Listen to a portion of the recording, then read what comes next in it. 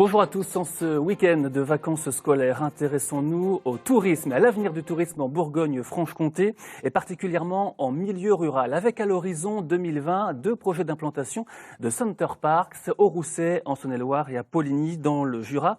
400 logements en pleine nature avec parc aquatique.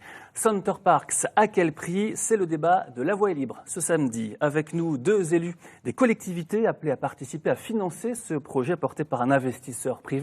Fabien Genet, d'abord, vice-président divers droits du conseil départemental de Saône-et-Loire, chargé de l'aménagement économique et numérique des territoires. Bonjour à vous. Face à vous, Jean-Claude Lagrange, bonjour. Bonjour. Conseiller régional socialiste. Avec nous également Clément Delacroix, bonjour. Vous représentez les jeunes agriculteurs du Jura, et pour vous situer, et de la Bourgogne-Franche-Comté aussi plus généralement. Pour vous situer, vous êtes plutôt dans les favorables au projet. Et puis, deux opposants à ces Center Parks. Edith Bonnet, bonjour. Bonjour. Vous présidez l'association Accueil Paysan en Bourgogne. Et puis Jacques Ilièvre, bonjour. Bonjour. Membre du collectif créé à cette occasion le Jet du Rousset. Plantons le décor. Center Park, c'est un concept de vacances au vert avec des cottages en pleine forêt, un parc aquatique tropical, une durée de séjour à la carte, plutôt court en général. Il en existe déjà 5 en France, en Picardie, en Normandie, en Lorraine, dans le Loir-et-Cher, en Sologne et dans la Nièvre. Si on revient un peu sur l'histoire du projet, Jean-Claude Lagrange, quand le groupe Pierre et Vacances manifeste son intérêt pour la Bourgogne-Franche-Comté, les élus se disent d'emblée, c'est une aubaine ? Les élus, à l'époque, se disent c'est une aubaine, peut-être, parce que c'est un projet qui, quelque part, focalise l'attention sur la région Bourgogne et sur l'autre région, à l'époque, Franche-Comté. Alors, les régions n'avaient pas fusionné. Les régions n'avaient pas fusionné. Elles ne font plus qu'une. Aujourd'hui, ça change peut-être les choses. Peut-être, pas forcément.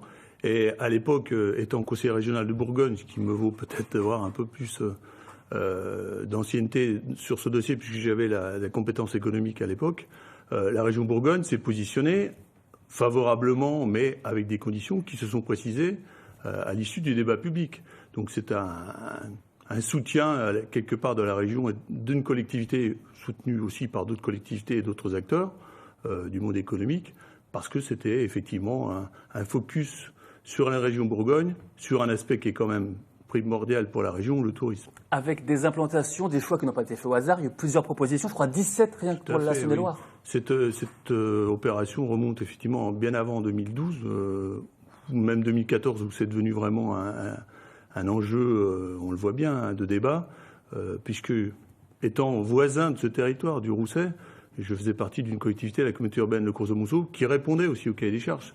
Je pense que quand on parle d'emploi, d'économie, de développement, peut-être que les questions peuvent se poser.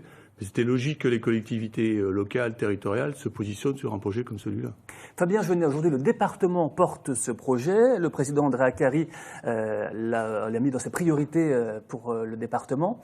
C'est vraiment le département qui est appelé également à financer. Alors il y aura une quinzaine de millions visiblement répartis entre les deux collectivités, à peu près à moitié-moitié. Voilà, c'est effectivement une mobilisation des collectivités publiques à côté de l'investisseur privé, Pierre et Vacances, qui propose le projet.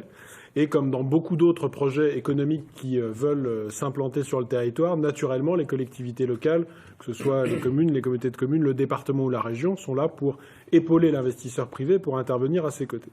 Alors dans ce projet, c'est un peu particulier puisque effectivement, Pierre et Vacances installe les cottages, donc les 400 cottages qui vont être réalisés. Et puis pour les équipements publics, avec en particulier l'Aquamundo, eh bien les collectivités, le parc aquatique, les collectivités s'engagent dans une société d'économie mixte et donc investissent, réalisent cet investissement et ensuite le louent à la société, à Pierre et Vacances. Et donc effectivement, c'est un investissement des collectivités. Le département de la Saône-et-Loire a prévu d'investir 7 millions d'euros dans cette société d'économie mixte. La région apportera 8 millions d'euros et avec ces 15 millions d'euros, on va pouvoir aller chercher des concours privés auprès des banques et des obligations bancaires pour arriver au financement des 66 millions d'euros du coût du parc aquatique. Pour un budget global de 170 millions sur l'enveloppe totale. Effectivement, je pense qu'il faut relativiser bien sûr les chiffres, puisque dans une période où l'argent public est rare, il faut le justifier, il faut justifier chaque euro que nous investissons. Eh bien, cet investissement de 7 millions pour la collectivité départementale permet d'avoir un investissement global de 170 millions. Donc il y a un effet levier qui est très important pour l'économie locale, pour l'emploi et pour le développement de l'attractivité touristique de notre département. Alors, argument, vous contestez, notamment dans le collectif Le Jet du Rousset, ces retombées, vous n'êtes pas convaincu qu'elles auront vraiment lieu? Avant de parler des retombées, je voudrais qu'on soit quand même plus global, puisque quand on parle de la région, maintenant la région a 2 Center Park sur les bras, si je puis dire. Alors, Poligny dans le Jura, le Rousset en Saône-et-Loire, pour une seule grande région. Les chiffres qui ont été dits ne se concentraient plus que sur le Rousset. Donc on multiplie par 2. Donc il faut multiplier par 2, ce qui fait des sommes quand même très considérables. Monsieur Genet vient aussi d'oublier les 10 millions de réseaux et de voiries, etc., qui sont mises à côté et qui viennent s'ajouter aux 7 millions que le département compte mettre cash dans l'affaire, dans le SEM, la SEM, et puis ajouter à cela le fait qu'il y a un emprunt pour le département, une vingtaine de millions. Les chiffres aujourd'hui sont devenus flous du fait de la fusion des régions et d'un projet qui a évolué sans qu'on sache bien où il en est aujourd'hui, et peut-être que ce n'est pas bouclé et que ce n'est pas tout à fait déterminé, mais en tout cas, on est dans des montants tout à fait importants, au même moment où on entend l'antienne, il n'y a plus de sous dans les caisses, etc. Alors, Jean-Claude Lagrange, c'est vous qui représentez la région, pour le coup, la grande région désormais. Est-ce qu'il y a toujours de la place pour ces 2 projets, ou est-ce que la fusion va faire en sorte que le groupe Pierre et Vacances va sortir d'un des 2? Je ne suis pas encore sûr, bien évidemment, de l'aboutissement du projet, puisque j'ai parlé des nouvelles conditions qui sont effectivement liées à la fusion des 2 régions, à une nouvelle loi qui questionne aussi les départements, mais je pense que Fabien Genet vient déjà de répondre, parce que quelque part le soutien à ce projet dépasse le simple impact financier. On parle de budget. Il faut savoir quand même qu'aujourd'hui, le budget consolidé de la région, c'est 1,3 milliard d'euros par an, que le budget d'économie, c'est 60 millions par an, et que là, on n'est pas sur un domaine d'intervention des collectivités par des subventions pour voir, on est vraiment, comme l'a expliqué mon collègue, sur une société d'économie mixte. Ça s'applique à cet équipement de loisirs, mais ça s'applique souvent dans d'autres montages opérationnels immobiliers. On est dans un montage public-privé où le public est quelque part majoritaire dans une SEM, mais très minoritaire puisque c'est l'industriel ou en l'occurrence Pierre et Vacances qui prend le risque commercial. Monsieur, oui, pardon, peut-être répondre à Monsieur Lièvre. Je n'ai pas oublié de somme. Effectivement, on peut répondre sur la totalité. Il y a cet investissement de 7 millions d'euros qui n'est donc pas une subvention. Ça veut dire qu'à la fin du projet, on peut récupérer les actions et la mise. Donc c'est un véritable investissement. Que cet investissement permet effectivement que la SEM emprunte de l'argent, mais comme dans beaucoup de projets privés ou publics. Et ensuite, la location et le prix payé par Pierre et Vacances, le loyer de 4,2 millions, vient permettre de rembourser finalement ces emprunts.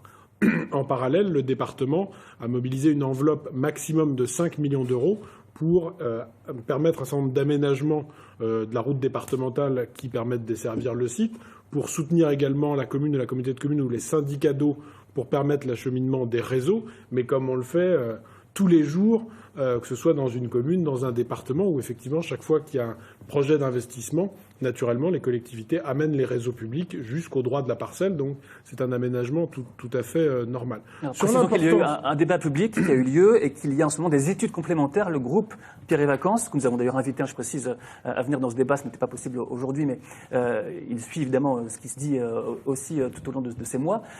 Il y a des études complémentaires qui ont été demandées sur la faisabilité du projet. Il y a notamment cette prise en question des réseaux, parce qu'il y a des piscines à vider, de l'eau à déverser. Il y a cet accès avec 700 véhicules attendus les jours d'arrivée ou de départ dans les Center Parks. Donc il y a tous ces aménagements qui sont pris en compte également. Je crois que c'est la position, ça a été la position du président Akkari lorsqu'il était dans l'opposition avant 2015. C'est la position de la majorité départementale aujourd'hui. Nous voulons effectivement, pour répondre à la question de votre émission, nous voulons à tout prix ce Center Park en Saône-et-Loire, mais pas à n'importe quel prix. Pas à n'importe quel prix, et donc nous sommes très attentifs à un certain nombre de questions, bien sûr financières, tout cela a été étudié, mais également environnementales, sur les conséquences que ça peut avoir. Et je crois que le débat public auquel on a participé a été un moment important, intéressant, parce que ça a permis de faire apparaître un certain nombre de questions techniques qu'il faut vérifier maintenant. Donc il y a quelques études qui sont nécessaires, que nous allons mener jusqu'à l'été pour permettre à Pierre et Vacances de prendre définitivement sa décision. Effectivement, il y a sur les questions environnementales une petite tortue, une cistude qui, semble-t-il, pourrait traverser la route départementale dont je viens de parler. Donc on va faire une étude pour vérifier comment on gère cette problématique. Mais là encore, ce sont des problématiques qu'on rencontre très souvent lorsqu'on fait des aménagements routiers. Et donc, il y a des solutions qu'on trouvera. Alors, une question sur Internet de KO, c'est un pseudo sur Internet, s'interroge sur l'impact de l'environnement, sur les matières premières utilisées pour la construction, sur les matériaux utilisés aussi, sur la dépense d'énergie lorsque le projet aura vu le jour, et sur ce côté travaux à faire peut-être aussi au bout de 15 ans quand le projet aura vécu. Est-ce qu'il n'y a pas un impact véritable sur l'environnement? Pose question d'une internaute. Je crois que ça a été vu et de toute façon aujourd'hui, lorsque on veut accueillir autant de monde dans un projet comme cela, il est évident que les clients, les consommateurs, les usagers sont très attentifs à ces problématiques et il est de l'intérêt de Pierre et Vacances, d'investisseurs privés, de répondre à toutes les normes environnementales. Je conteste le terme d'investisseur privé en fait, pour revenir, pour que ce soit complètement clair pour les téléspectateurs. Ce que nous contestons sur le plan économique, il y a d'autres aspects écologiques, sociaux, démocratiques, mais sur le plan économique, il faut bien que tout le monde sache que Pierre et Vacances ne met pas un sou dans ce projet. Quand vous parlez de l'investisseur privé, il déclenche le projet, il achète le terrain très peu cher, et en particulier à Poligny, extrêmement peu cher, alors qu'il va ensuite le construire et qu'il prendra de la valeur. Mais d'une manière générale, ce sont les collectivités publiques, d'un côté, pour tout ce qui est équipement touristique, qui financent à 100%. Pierre et Vacances le vend sur plan et ensuite ne le construira que si la région et le département l'ont acheté. Et c'est la même chose pour les bungalows, 400 bungalows qui sont vendus à des institutionnels, des compagnies d'assurance, etc. Et puis quelques particuliers. Mais ils ne sont pas investisseurs. Et c'est une particularité française. Je vous l'ai écrit, M. Genet, dans un courrier il n'y a pas longtemps. Pourquoi donc, alors que très souvent l'Allemagne est montrée en exemple pour sa bonne gestion, eh bien, quand Pierre et Vacances veut construire un Center Park en Bavière, il va chercher son argent sur les marchés financiers et pas taper à la porte des collectivités. C'est une grosse différence. Jean-Claude, quand je voulais répondre, et puis on donnera la parole à d'autres autres invités qui n'ont pas encore pu s'exprimer. C'est l'aspect purement économique, financier, juridique qui pour l'instant est avancé. Je disais que la région Bourgogne-Franche-Comté, sur ces deux projets aujourd'hui, a donné un accord de principe qui doit tenir compte aussi de ces conditions environnementales, économiques. Et quand on parle justement économie, quand on parle de société d'économie mixte, on parle de l'argent des collectivités. En face, il faut aussi de l'argent privé. Bien sûr, il y a la Caisse des dépôts, des banques, mais je crois qu'il sera important, peut-être pour répondre à M. Lièvre, que l'investisseur Pierre et Vacances soit aussi au capital de cette SEM. Parce que c'est ça, je pense, la meilleure garantie qui prend le risque aussi, à côté des collectivités, dans la part privée du capital, qui permet ensuite de lever des emprunts et qui sera porté par cette SEM et remboursé par Pierre et Vacances. Edith Bonnet, vous présidez l'association Accueil Paysan Bourgogne, le tourisme vert. Est-ce que ce n'est pas une solution finalement pour attirer des gens chez nous et peut-être après les faire venir ailleurs que dans cette bulle tropicale? Alors personnellement, notre association pense que ça n'est pas une bonne solution pour attirer les gens en Bourgogne. La Bourgogne, vous le savez, est une région qui a un tourisme de passage, qui est réputé un tourisme de passage. Et c'est vrai que ce que la politique touristique menée par le comité régional de tourisme vise à essayer de faire de la Bourgogne une destination de séjour, c'est-à-dire à augmenter la durée moyenne de séjour des touristes. Quelles sont les gares de 3 nuits, par exemple, à Center Park? Est-ce que c'est pas mieux qu'une nuit en chambre d'hôte? Alors, c'est sûr que si on construit Center Park, en termes de statistiques, le nombre de nuits en Bourgogne va augmenter, la durée moyenne de séjour va augmenter. Mais la question, c'est à qui est-ce que ça va profiter? Parce que ce que nous pensons, c'est que en fait, les touristes, quand ils viennent à Center Park, ne viennent pas en Bourgogne. Ils viennent à Center Park. C'est-à-dire qu'ils ne viennent pas pour découvrir la Bourgogne. Mais ils vont sortir, a priori, de leur bulle. Alors ça, c'est une discussion à avoir. Évidemment, on peut toujours dire qu'ils vont sortir ou dire qu'ils ne vont pas sortir. Bon, l'expérience montre tout de même que le public qui vient dans ce type de structure vient là précisément pour être tranquille, décompresser. C'est des catégories relativement aisées, qui sont des urbains stressés, qui viennent ici pour décompresser. Ils viendraient ici comme ils viendraient ailleurs, finalement. Et qui viennent ici comme ils viendraient ailleurs. Donc c'est le concept de Center Park qui les intéresse, ça n'est pas la Bourgogne. Donc je ne pense pas que ça puisse quelque part avoir un impact à ce niveau-là. Clément Delacroix. Oui, donc j'interviens pour les jeunes agriculteurs de Bourgogne-Franche-Comté. Donc pour retracer un petit peu l'historique de pourquoi les jeunes agriculteurs soutiennent le projet Center Park. On va vous dire, en général, des terres agricoles squattées par des promoteurs, vous allez être contre. Eh bien non, vous êtes pour. Eh ben non, parce que déjà, déjà nous au départ, on était exactement comme nos amis les élus politiques. On était organisés syndicalement en 2 régions, donc la Bourgogne et la Franche-Comté, avec donc 2 projets Center Park bien distincts. Et donc c'est vrai que nos collègues bourguignons se sont mobilisés en faveur du Center Park, bien plus qu'en Franche-Comté, la Franche-Comté n'ayant pas prise de position, on va dire, officielle. C'est-à-dire que vous avez fait des promesses? On vous a dit que les gens vont venir vous voir? Non, ce que je voulais dire, c'est que voilà, c'est la fusion. Donc maintenant que le syndicat va être régionalisé au niveau Bourgogne-Franche-Comté, c'est tout naturellement que les jeunes agriculteurs de Franche-Comté ont pris part à l'engagement qu'avaient pris les Bourguignons de leur côté. Alors qu'est-ce qui vous séduit dans ce projet? Alors, c'est pour répondre à Madame Bonnet. Donc le Center Park, on est effectivement pour. Déjà, il ne se fera pas sur des terres agricoles, il se fera sur des forêts. Des forêts qui vont... Sans grande valeur, des forêts qui vont être amenées à être exploitées, donc tôt ou tard. Donc à la limite, autant les valoriser ces surfaces en développant un parc touristique.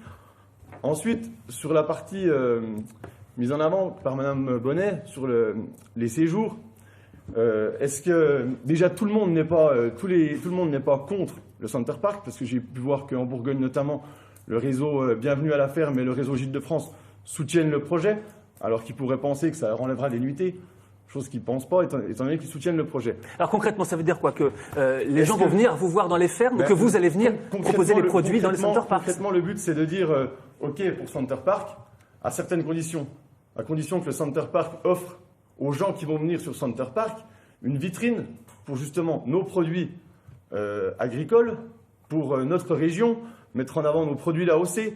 C'est ce qui se fait ailleurs déjà dans les autres... Ce qui se fait ailleurs, je ne sais pas, mais c'est à nous de se mettre aux côtés de Pierre et Vacances pour dire OK, on est d'accord, mais il faut que tous les jours, il faut que tous les semaines, il y ait un marché de producteurs, qu'on puisse mettre en avant les produits régionaux, qu'il y ait un repas gastronomique avec des produits locaux une fois par semaine, que l'approvisionnement, pour parler de l'approvisionnement plus global sur la totalité de ce qui va être consommé, si la viande qui est consommée à Center Park, c'est du poulet de Bresse, c'est de la viande charolaise abattue sur place qui fait tourner nos abattoirs et nos outils de production, OK, là, banco, on a tout à gagner. Et, oui. Oui. Il y a eu dans le débat public un atelier qui portait spécifiquement sur les rapports de Center Park avec l'agriculture, qui était très intéressant. On peut être complètement surpris que le milieu agricole, particulièrement tout autour du Rousset, se soit porté comme si c'était l'Eldorado. Parce que le circuit court, c'est tendance finalement. On a fait des si la clientèle, ce sont des bobos parisiens, admettons, ils vont venir voir tout à les fait. agriculteurs. Vous savez, le Charolais, c'est 600 000 bêtes par an. En admettant que tous les restaurants à l'intérieur du Center Park tiennent leurs promesses et achètent dans les environs immédiats, on a fait le calcul, ça a été validé par la commission du débat public, ce serait 250 bêtes. Ce n'est absolument rien. Et, alors, moi, je suis très...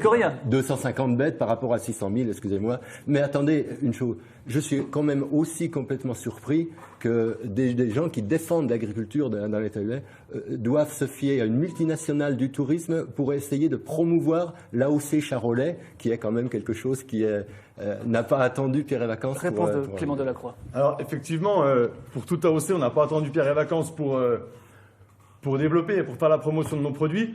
Après, je crois qu'on est quand même au niveau agricole dans une situation où il faut savoir faire feu de tout bois.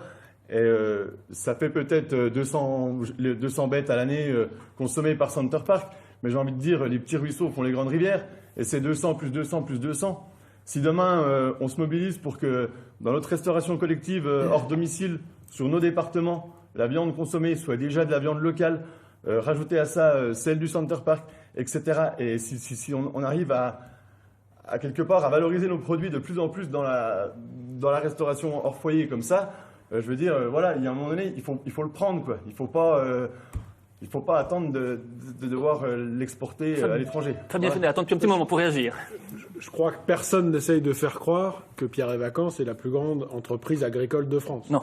C'est avant tout, effectivement, un groupe qui fait du tourisme et qui est là pour faire du tourisme. Alors, si effectivement ça peut avoir des conséquences positives sur un certain nombre de domaines économiques, c'est très bien, mais la priorité, c'est effectivement d'améliorer nos capacités touristiques. Et c'est vrai qu'aujourd'hui, il y a une vraie problématique, parce que, vous l'avez très bien dit, Madame Bonnet, nous sommes connus, la Bourgogne, et en particulier la Saône-et-Loire, pour être une destination de passage. Ce week-end, il y a beaucoup de gens qui vont passer sur l'Assis, mais qui ne s'arrêteront pas forcément en Saône-et-Loire, ou seulement quelques heures. Et l'idée, c'est de bien pouvoir les faire rester plus longtemps, un week-end plus long, voire une semaine. Et vous savez très bien que sur l'ensemble des chambres que nous avons en milieu rural, ces 3 ou 4 dernières années, la Saône-et-Loire a perdu 14 hôtels. On a perdu une capacité de 200 chambres parce que, effectivement, c'est très compliqué pour faire vivre ces capacités hôtelières. Est-ce qu'il n'y a pas la clientèle ou est-ce qu'on n'a pas les bonnes offres à offrir? Tout simplement parce qu'il y a un problème de clientèle et puis de ce qu'on appelle la saisonnalité, c'est-à-dire qu'en pleine saison, on arrive à remplir les hôtels, mais hors saison, c'est très compliqué de faire venir des gens. Et l'avantage, et c'est pour ça qu'on s'est mobilisé, l'avantage du Center Parc, c'est que ça améliore grandement la capacité hôtelière, puisque aujourd'hui en Saône-et-Loire, on a environ une capacité de 700 000 nuitées en milieu rural, et Center Parc, avec un taux de remplissage de 80%, apportera 630 000 nuitées. Donc on va quasiment doubler notre capacité, et je disais remplissage à 80% sur 365 jours par an. Aujourd'hui, dans le gîte de Monsieur Lièvre, je ne suis pas sûr que tout au long de l'année, il ait 80% de remplissage, alors qu'effectivement, l'avantage, c'est qu'on aura des touristes tout au long de l'année. Et pour un certain nombre de structures... Mais il coûte beaucoup moins cher à la collectivité. Alors, Édith Bonnet, vous voulez répondre. Mais attendez, la collectivité a également aidé, y compris votre gîte, Monsieur Lièvre. Donc, l'argent public est allé investir également chez un privé, et c'est très bien. Et je crois qu'il ne faut pas opposer les deux systèmes. Les clientèles ne sont pas les mêmes. Les clientèles ne sont pas les mêmes. Le prix de votre week-end chez vous n'est pas le même que celui à Center Parc. Il faut au contraire additionner les clientèles, additionner les potentialités pour pouvoir développer notre département. Tout le monde vous répond. Édith Bonnet. Oui, non, je pense que c'est se tromper et aller dans un système qui, dans d'autres domaines, a fait la preuve qu'il ne fonctionne pas. Je veux dire que ça fait penser ce type de tourisme à ce qu'on peut appeler du système intégré en agriculture. Parce que si on regarde un petit peu de près comment ça se passe, ça veut dire que finalement Pierre et Vacances apporte son concept, apporte son nom, donc va apporter ses touristes, forcément, puisque les gens sont attirés par le concept de Center Parc. Et en échange, le département et la collectivité, c'est-à-dire les contribuables, apportent l'investissement du matériel, un petit peu comme dans le domaine agricole. On va apporter un bâtiment d'élevage, on va apporter la main-d'œuvre, et puis le groupe agroalimentaire va fournir, alors la comparaison est malheureuse, mais là, dans le cas, il s'agit de poulets, et va apporter le matériel pour, l'aliment pour nourrir les poulets.